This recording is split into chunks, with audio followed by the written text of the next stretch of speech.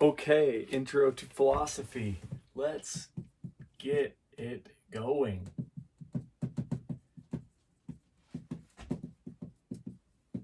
And I'm super excited to do this unit, which is probably maybe my favorite unit, which is why we're saving it to last. And that is the intro to ethics. We just did epistemology, which is the theory of knowledge. What constitutes knowledge? How do you get it? Why do you want it? After that was following the unit on metaphysics. What is real? Not how do we know? That's an epistemological question. What is real? What's the state of human beings? What kind of beings are we? Both of those, metaphysics, theory of reality, and epistemology, theory of knowledge, are going to very interestingly inform ethics, which you probably maybe already know is the theory of rightness and wrongness.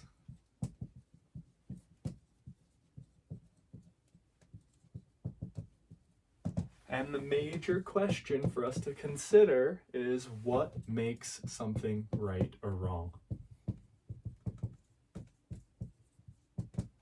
And I'm going to specify not just some action that we take, right or wrong.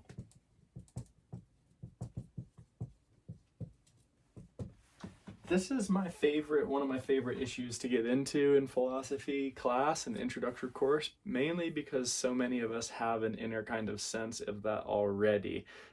Even at a sense of, I read if you're 2 or 3 years old, before you even really develop full language, you can already have a sense or identify in stories and in movies or things, the kind of the good guy and the bad guy. We have an innate sense of what the good people do and what the bad people do.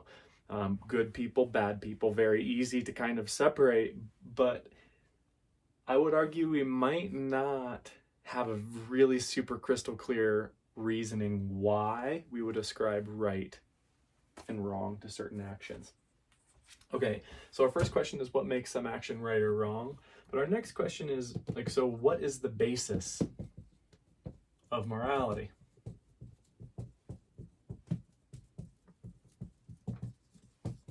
And that's going to get us right back into the debate we've been looking at about relativism and pragmatism.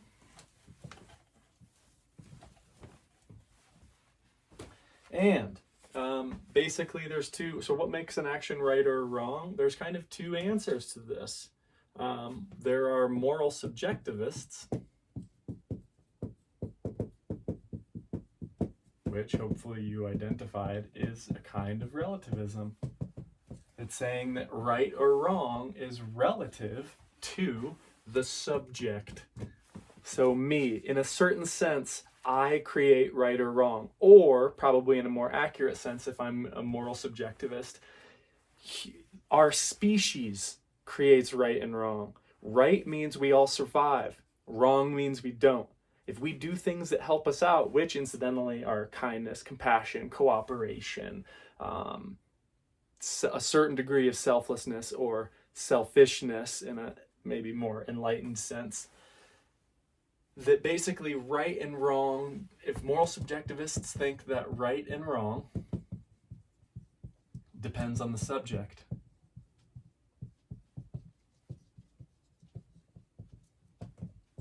And by subject, this means like the person. Like subject, object, Sean hits the ball. Okay, moral objectivists, so Sean is the subject there. Moral objectivists, these are the realists. And they're going to say that right and wrong depends on what? Not the subject, but the object, i.e. the world, i.e. nature. So the really first very cool, interesting question to kind of take our pulse in ethics is to see whether or not you think morality depends on who we are as a subject or what the world is outside of us as an object. There's a really great way to make this distinction that I want to make, that I like particularly, especially because like Star Trek, and we're watching Star Trek Voyager now.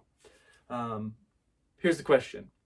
If we were to go to another area of the galaxy where there is no life yet, maybe, or no life at all, and let's say we disappear out there, does right and wrong still exist out there where stars have not yet been born? Is there still a right or wrong if there is no more subject? Here's another one. This is the one that Dawson brought up earlier in the semester. If you're on a desert island by yourself, is there still right and wrong? There's no other people there. If you're going to say that no, if you're on an island, you could say, okay, you're on an island. There's no such thing as right or wrong there. You either live or you don't. That's interesting, because that basically supposes that right or wrong has to do with our interactions with other human beings.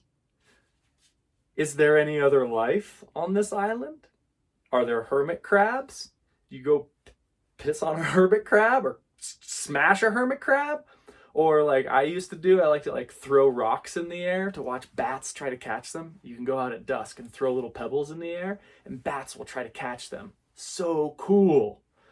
Stepdad was like, what are you doing? And I'm like, look at the bats. They're trying to catch the rocks. How cool. And he's like, if you were a bat, would you like to try to catch a bug only to realize it's a rock that some punk kid was throwing up in the air? And I'm like, maybe not. Maybe I wouldn't want to throw rocks in the air.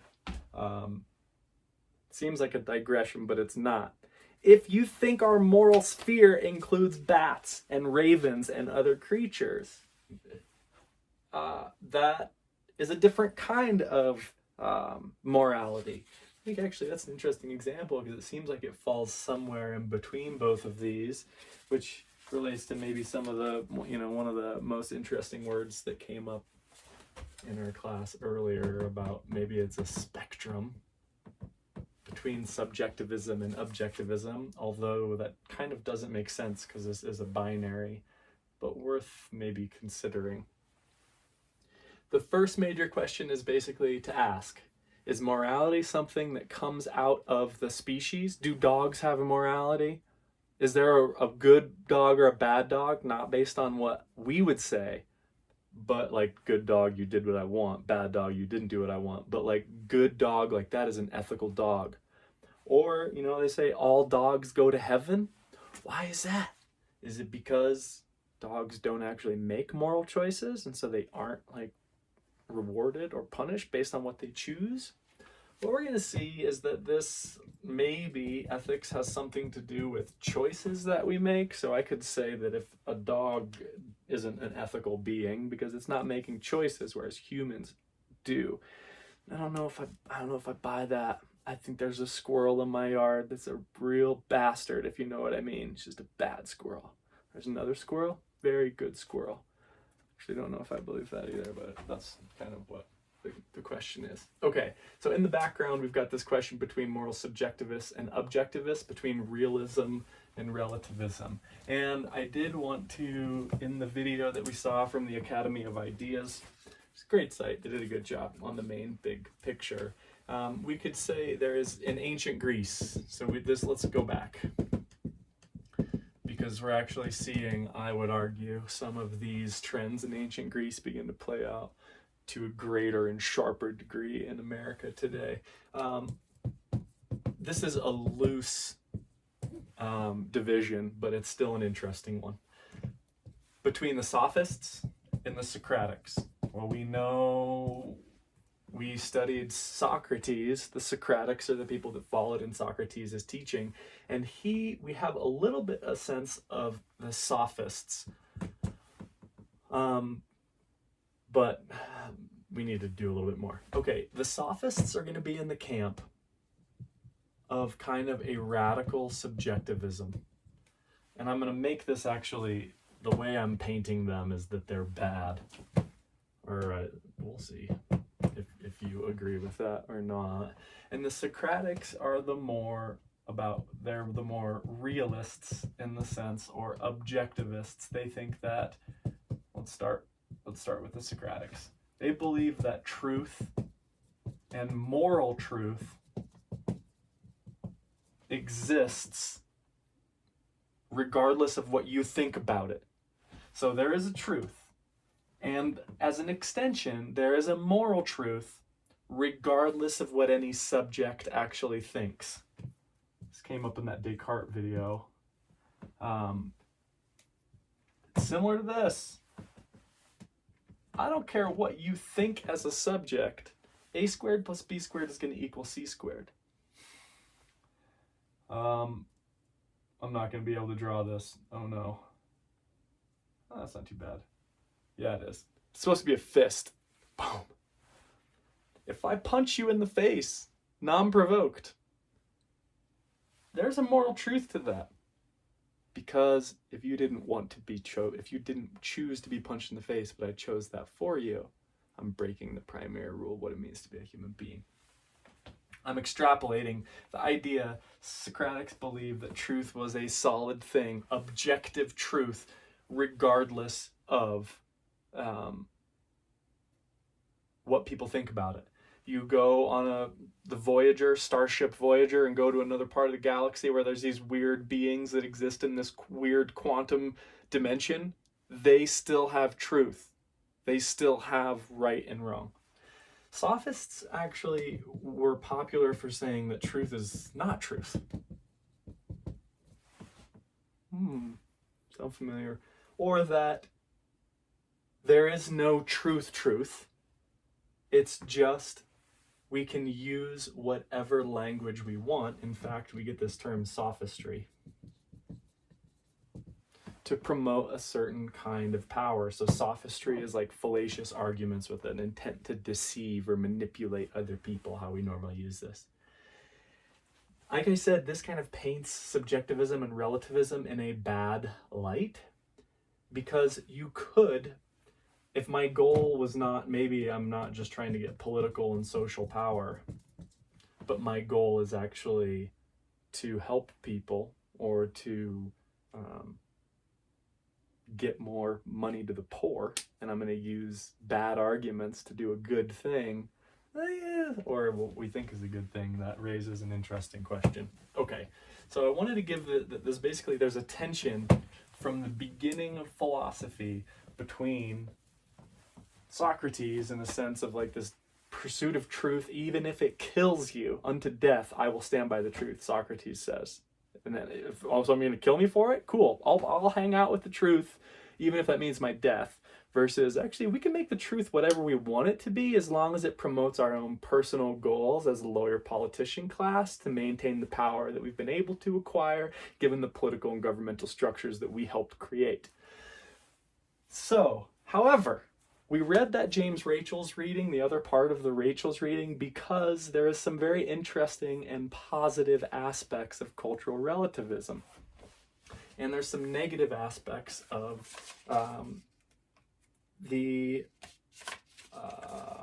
moral objectivism.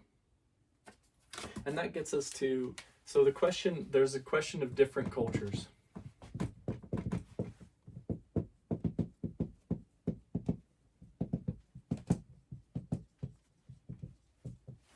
And this is going to, so like the Inuit people that practice infanticide or various other sexual arrangements, what is right or wrong in those situations? If it is about survival and there's different ways to survive, or if it's about something deeper, who is right and who is not right?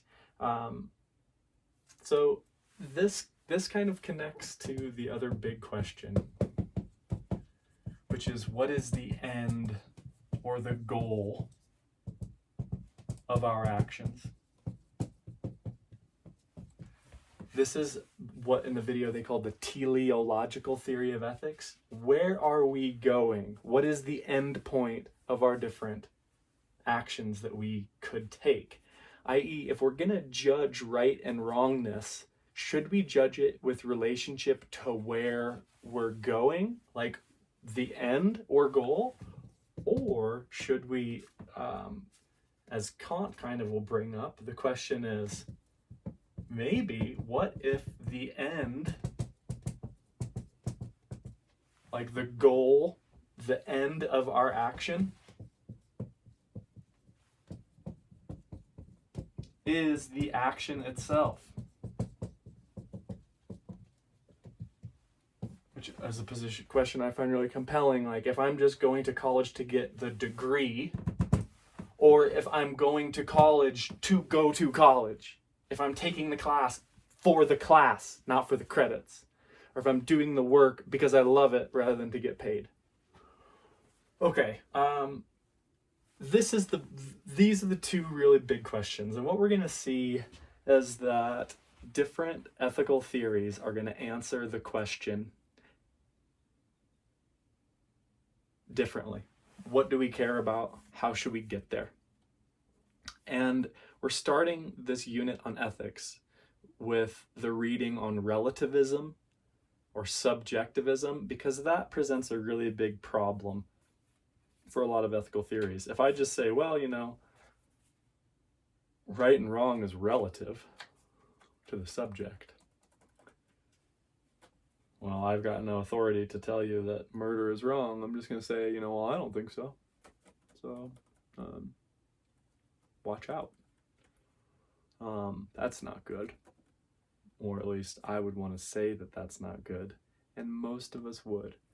So, different theorists over time have tried to answer that. What are we going to do in response to those people that say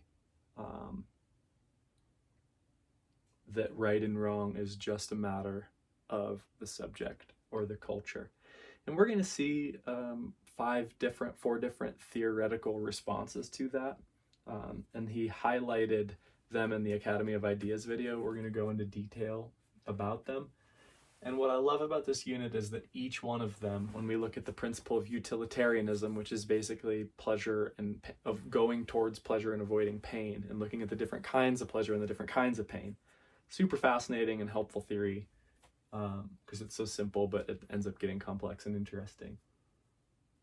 There is buried in that theory a certain kind of idea for what the end or goal or purpose of our action should be.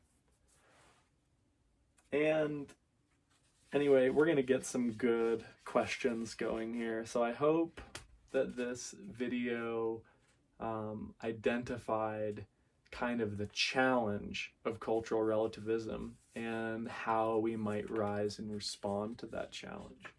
And that is the intro to ethics. Oh, right, one other question. Last one. Is this, i.e. ethics, as a study of what makes right and wrong, helpful?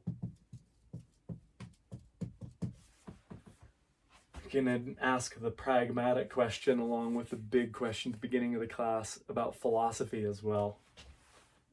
So is doing philosophy and asking what it would be like to travel in a spaceship to another galaxy where humans don't exist, does that help or not?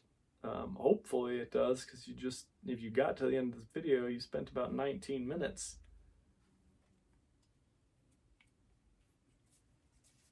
Okay, well, I hope this does help.